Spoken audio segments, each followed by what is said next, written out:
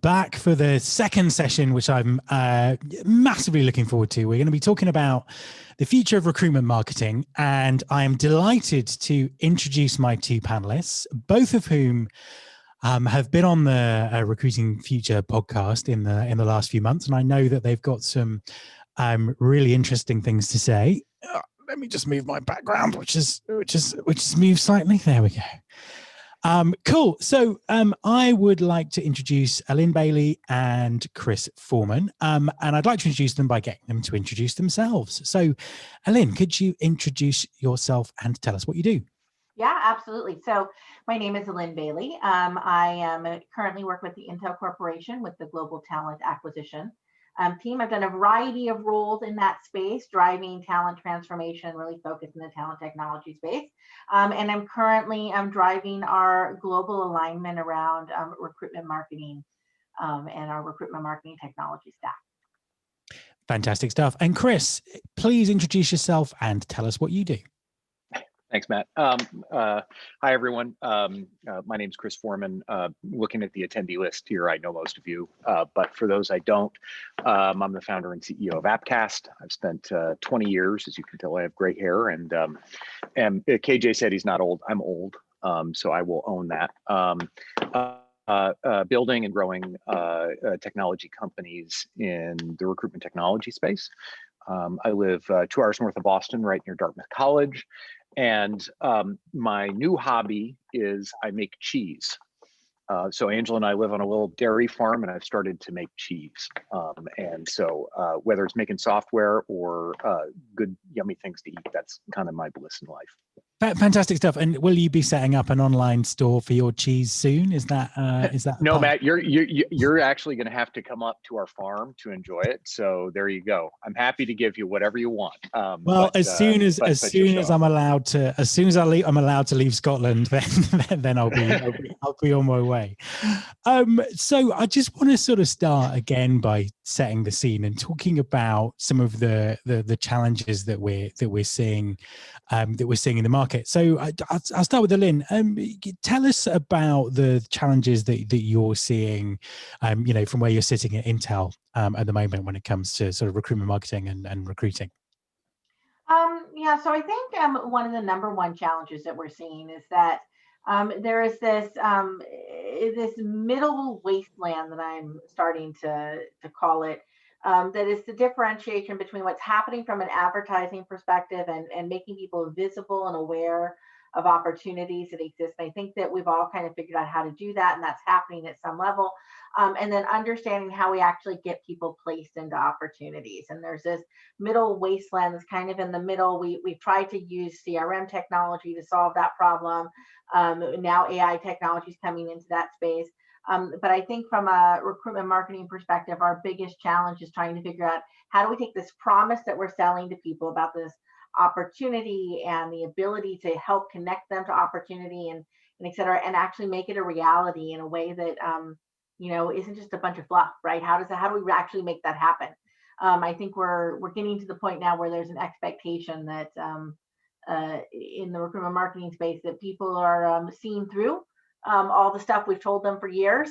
Everybody's a little bit cynical, maybe, in today's day and age. And so it's up to us to start to fulfill the promise that we're putting out there around how we're able to connect people to opportunities. And I think that's the biggest challenge that we've got. Absolutely. And Chris, you've obviously got an access to a huge amount of data in terms of what you do and what your company does. Tell us what challenges you're sort of seeing in the market generally. Yeah, so first off, apologies. Our bullpen in here is all of a sudden getting loud. So if Matt, feel free to blow a whistle and I'll try and go find something quieter. But hey guys, I'm on a webinar. Anyway, so if you guys, has anyone gone and seen Hamilton,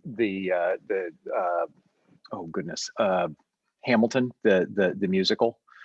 They've got a song in there called "The Day the World Turned Upside Down" about the Battle of Yorktown and when all of a sudden we theoretically won our independence. The last 4 weeks, everybody, that song should have been playing in all recruitment marketing leaders' heads, because the data in terms of what's going on with job seeker behavior has done something I have not seen in my 20 years of doing this. It literally inverted. And so I have to, because a bunch of this is geeky, I pulled together a few slides, Adam, just to show this. Can I show these slides quickly? Because I think fundamentally what we are all going to be dealing with for the, if our time horizon is the next 3 to 5 years, I think we've just entered a 12 to 18 month period where everything that we knew and understood about how people look for work and how they engage with job ads is inverted. And I think that that's going to drive a really radical shift in terms of how people are thinking about what recruitment marketing is. Candidly, I think we're going to get really down to basics really, really quickly, just to try and increase the flow rate of people that we've got coming on in. And some of the razzle dazzle may actually kind of fall to the side as we focus on airways, breathing, and circulation. So can I show you just 2 slides? Yeah, sure. If the All tech right. works. Yeah, well, we're going to find out. We're open for anything in this show. Cool. All right, can you see it? Yep. All right, so our friends at Indeed have a great blog called Hiring Lab, and so if no one has seen it, you should go look at it. This is not an absolute measure of jobs, but it's indexed to a 0 point back on February 1st in 2020, and you can see what happened during the pandemic. And now, if you blur your eyes, what you are seeing here is that postings on a relative basis in the United States are up by 20% compared to where they were a year ago, pre-pandemic. So vector is demand is materially higher, not just a little bit higher, but materially higher than it was pre-pandemic. Okay, so that's something that I think we all kind of fundamentally understand. But what's the other thing I think that we fundamentally understand is that we still have more supply in terms of talent generalized, at least in North America, but this is true based on the data that we're seeing in Europe as well, than pre-pandemic. So if you take a look either by unemployment rate, we're at 6% now, we were at 4%, 50% higher. So theoretically, half as many people are still on the sidelines. Or if you look at employed, what you're finding is there's about 11 million people that still are underemployed in the United States. And so what should be happening, and what has happened in every other downturn that I've ever seen, is you come out of a downturn, demand goes up, and all of a sudden you start to see people moving off the sidelines, doing more searches, engaging more with job ads, and applying at a higher rate. Check this out. Google searches for the word job. All of a sudden, if you compare Q1 to 2018, 2019, even 2020 before it went a little bit south, in 2021, seeker intent is off by half. The number of clicks, this is internal Appcast data, this is again like the Indeed thing, it's normalized, so it's not actual clicks, is at the lowest point we've measured going back 3 years. So not only are people searching less, people are clicking on jobs less. And then this is the other thing. Apply rates have cratered. And so across the board in the United States, we're finding apply rates on jobs are down by at least 20% across the board by function.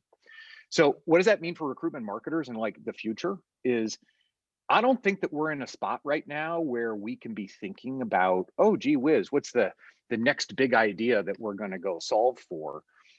I think we're going to be finding over the next 12 months, because of the economic growth rate that is spiking. I mean, Goldman Sachs says it's going to be 8% growth this year in the United States. For the last 15, or the last time we even got close to that was 1983 with Reagan. After the Reagan tax cuts, it was 6%. So, I mean, we're looking at the biggest economic growth that we've ever had. We're going to be holding on with our fingernails, just trying to find ways to increase conversion rates. And some of the razzle dazzle, I think, is going to be left to the side. So I don't mean to sound like the sky is falling, and but I think the sky may be falling just a little bit. That's what I got to say. There we are. That's, I mean, that's, that's fascinating data. And it really does resonate with stories that I'm hearing from around the industry and the challenges that people have. Moving back to Lynn, does this kind of correlate with your experience? And how do you think the sort of the future of recruitment marketing needs to map out from here? And what are the sort of the key drivers for you? Mm-hmm.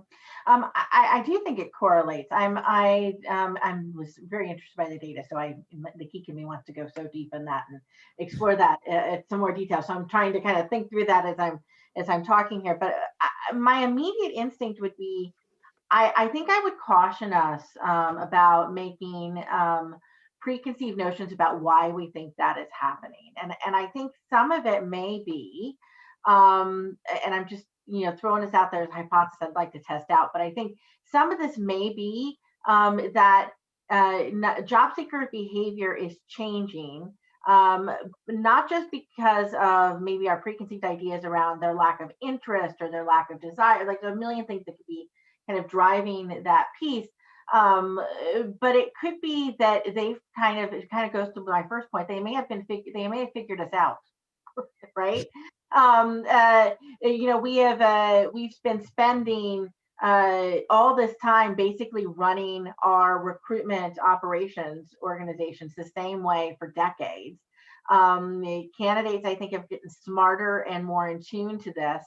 And I'm wondering if this data is reflective of the fact that they woke up and they're not going to play anymore the same way. And so they're looking to approach this from a different lens. And I think what that means to us is that we need to take a step back and say, well, what we've been preparing for this moment for a long time, right? Now is the time that we need to start really thinking about this differently. I often tell people that, this idea that there are active and passive candidates has been a misnomer forever, right? I mean, I just don't think that that's a truth statement. I think that there are people who are actively looking, and those are the people who are driving your apply rates up, because they're just like, there's some driver that says they have to go out there. And then for the most others, they fall in this lens I call opportunity harvesters, right? So we used to call those passive, but they're not passive. What they've done is they figured out this ecosystem and the way it operates. They put their information out there. It's on LinkedIn, it's in other sources. They're building their own personal brands. They've made themselves available. And the expectation is now becoming, just like in the consumer setting, that you know who I am. I know you have my data, or you can access my data, and I expect you to come to me. I think what we're seeing is this mindset shift towards opportunity should come to me to a certain level. What does that mean for recruitment marketing? I think what that means is that we've got to start switching our game from saying, please come apply in mass volumes. Let me drive you to my apply conversion. And instead start thinking about, how do we leverage this wealth of data that exists out there and that we've been collecting about people for years, and use it to help target most effectively at them at the right moment, at the right time, to connect them to opportunities. That means we have to start shooting with very specific arrows, and less with these big kind of mass splashes out there, just hoping that we catch somebody in the net. Absolutely, I really want to dig into that in a second, because I think it's it's kind of a fascinating area and so important. Before I do, just sort of coming back to Chris, I mean, what's your perspective on why this might be happening, and give us a little bit more on what you think the implications are for the future of recruitment marketing. Yeah. So let me pick up on the why, and this is going to sound super weird for me to start this way, but it's going to make sense in a minute. I'm a Democrat. I voted for Joe Biden. I believe government solves problems. Okay, so put that in a box. If you take a look at the data, there's three conventional wisdom things that basically would explain not a gradual degradation in seeker experience, which is something that I would argue would be more along the lines of what we'd expect if they just stopped wanting to play our game. That's kind of a gradual change. This was a precipitous drop. Okay, so it started candidly in the middle of February, and there's three reasons why economists and our internal experts here at Appcast think that this would happen. Number one is you have people staying on the sidelines because they've got kids at home that they need to educate. Number two is you've got people staying on the sidelines because of the fact that they are not vaccinated and they're concerned about their safety. And number three is monetary policy, from the United States government in terms of the recent COVID recovery bill that was passed. What's interesting is if you look at unemployment, just unemployment, and you break that down, unemployment is getting better with a whole series of categories. You've got, folks that have been unemployed a small amount of time going down, a medium amount of time going down, a relatively long amount of time going down, a super long amount of time. Before COVID, we had about 1.2 million long-term unemployed. During COVID, it's about 4.2 million. It went up 300,000 last month, and we're at about 4.4 million right now. So what's interesting is that if you take a look at the two things outside of economic stimulus that would necessarily, kind of explain why people wouldn't be coming off the sidelines, home education and vaccines, for that group of people, which has stayed relatively static for 10 to 12 months, vaccines are in the United States are going up and to the right hard. So you'd expect it not to be getting worse, you'd expect it to stay the same. The other thing is that you have half as many schools being fully remote and 3 times as many schools going back to in-person instruction in the United States. So those two things would probably not explain a precipitous drop in seeker engagement, right? Because they're getting better, not worse. So even if we just said they stayed the same, it probably removes them as a reason. And if you look at the data, ZipRecruiter has got a great blog as well, where they basically broke down the new public, kind of monetary policy, not monetary, government supports for unemployment in the United States, and turned it into what the hourly rate was in all the different states when you take state unemployment and federal unemployment. If you go and you look at what those salaries are compared to what's being advertised for a lot of jobs, it's close. It's close. So we're not going to know for 6 to 9 months what's going on here, but there's a possibility that's what it was once you normalize everything out. Now, what does that mean? Kind of going back to my thing about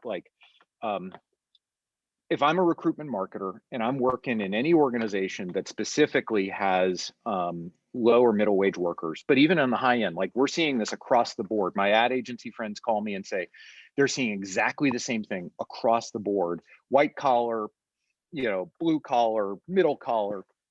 What do we got to do? I agree, Alan, that there's a narrow casting and better targeting and better communicating with candidates is something that is a middle term response. But the short term response needs to be almost kind of emergent airways, breathing, circulation. Number one is we need to reduce the friction for our application flows instantly. If in fact what we're finding is we have fewer people clicking on our jobs and we have a lower apply rate, we need to throw conventional wisdom about what we ask and when we ask it out the window. Otherwise, we are going to see fill rates on our jobs go through the floorboards. And so pulling out assessments, pulling out all the extra questions, moving to a simple opt-in, utilizing the type of let's say third-party apply technologies, Indeed Apply, LinkedIn Apply, the ATSI product that our parent company at Stepstone has. All that's super important. The other thing is that we need to tell this story to corporate leadership. Here's the bottom line, guys. It's going to get materially more expensive. You're seeing, as measured by what you pay for a click, that cost is going up 15 to 20%. Conversion rates are going down by 20%, which means if you set your budget based on the idea that you are getting this many clicks and this many applies from a job ad that had this fill rate, basically divide that by 0.4. And that's what you're going to have to start looking at in terms of 0.6. That's what your budget's going to be. It's going to be materially higher. And so candidly, we need to start putting more money to work if we want to maintain the applicant flows that we've historically done to get hires.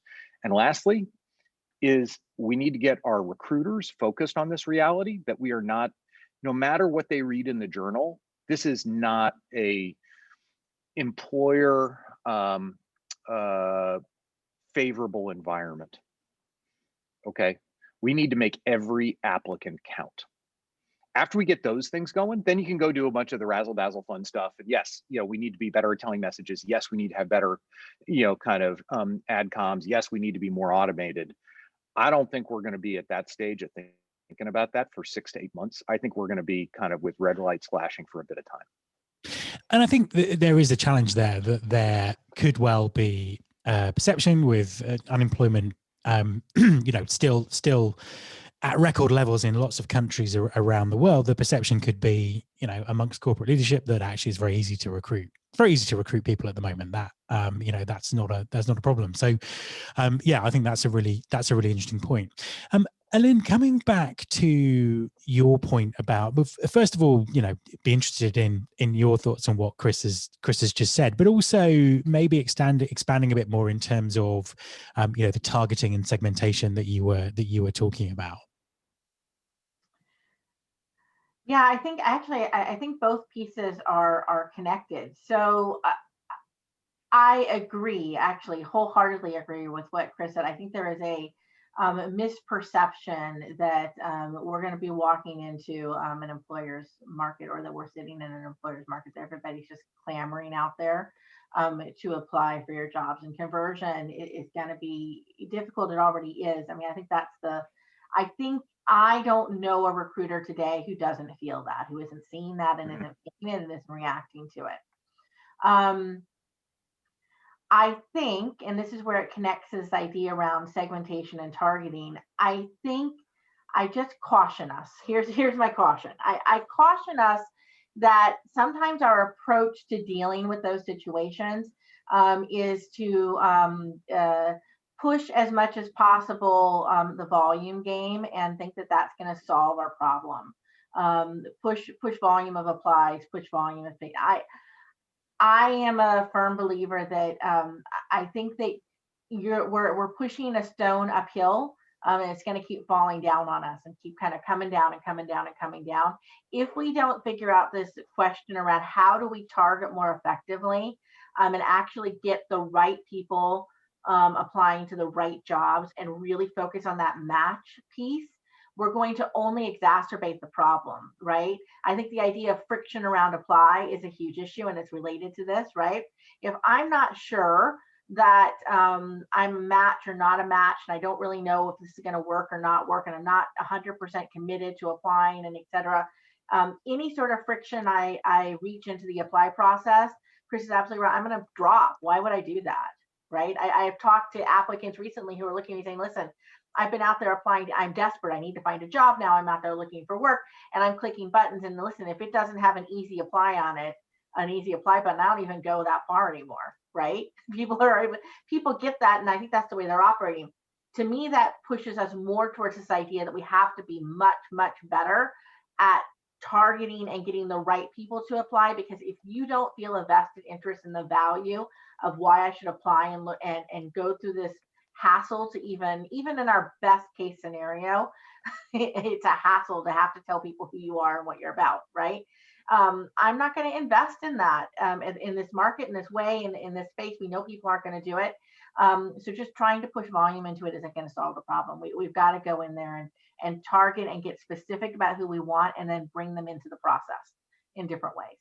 I think that's what this is pointing to us, an opportunity to flip the script and to do this differently. That if we use our same tactics and same techniques, I don't think it's going to solve the problem. I mean, so absolutely. This is turning into crossfire. I'm so excited. I know. By this. I'm like, so Matt, can I dig in here for a minute? You can dig in. So, You've got 1 minute to dig in, then I'm going to ask a final question. I got 1 minute. All right. So here's the counter argument to the Sisyphonian kind of issue of volume that you pointed out. So Mike Hennessy, founder of Brass Ring, a decade ago, he and I were having coffee, and Brass Ring at the time was maybe it was more than a decade ago, like the a major ATS. They had massive amounts of data. And he's like, Chris, what's super funny? We started to boil the ocean. And what we realized was a hiring manager put a requisition in. And do you know how many times the recruiting team had to go source for that on average, that requisition? 1.9 times. That means 90% of the requisitions, when we went out and got candidates the first time, were wrong. And I'm like, huh, why is that, Mike? And he's like, it's because the hiring managers have no idea what they want. And it isn't until they look at an applicant that they actually get a clue. And so one of the challenges that I've got, because I'm going to argue that volume, no matter what your mother told you, volume does solve problems in recruiting. And so is that all of this, kind of nuanced recruitment marketing presupposes that we know what we want before we get a slate of people in front of us. And I still don't believe necessarily that the world has gotten better from a hiring manager standpoint in the last decade in terms of figuring out what we actually want to hire until we actually get a group of applicants in front of us. So I think I'll use my minute. So we can have another throwdown. Matt can have us back in a month and we can argue more about it. Because I know that we've got more questions. But we'll come back to it. We'll leave that. We'll drop that for another moment. But I agree with you. You've got 10 seconds before I kind of ask the last question. If you got. Yeah. So I absolutely agree with you, Chris. People don't know what they want until they see something in front of them and they can bounce off of and against it.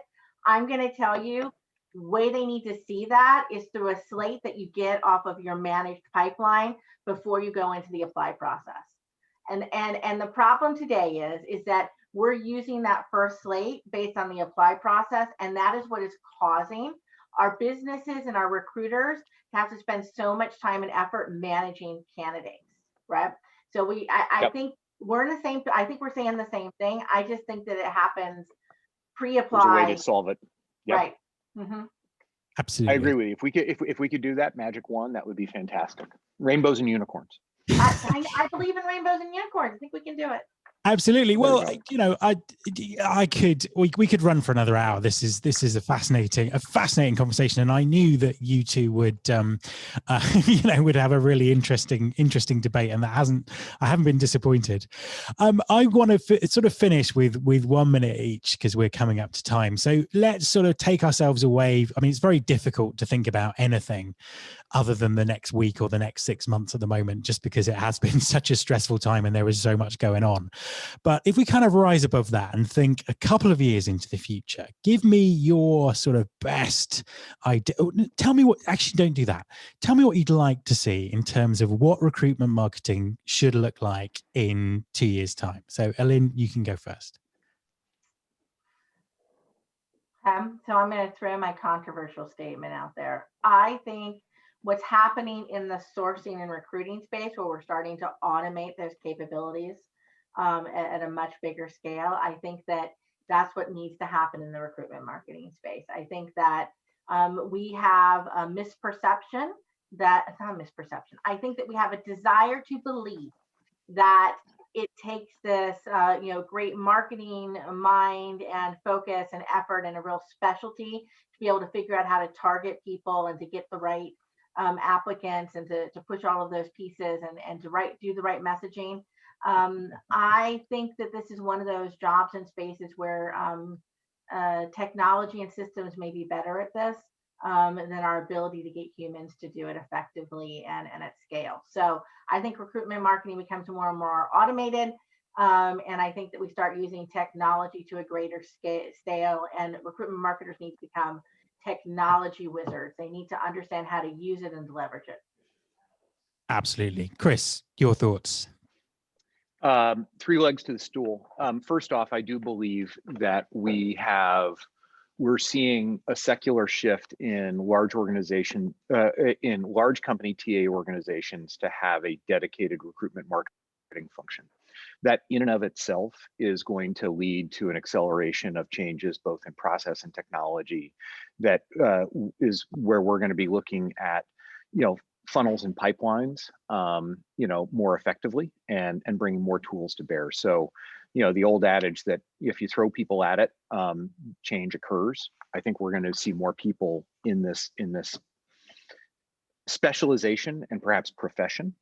And so that's vector one. Vector two is, I actually think a bunch of stuff that we currently do is going to be thrown off the rails as a result of the privacy first web that's coming out.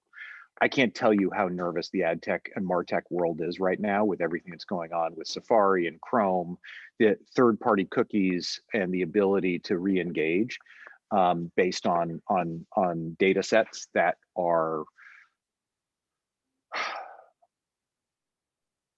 more private.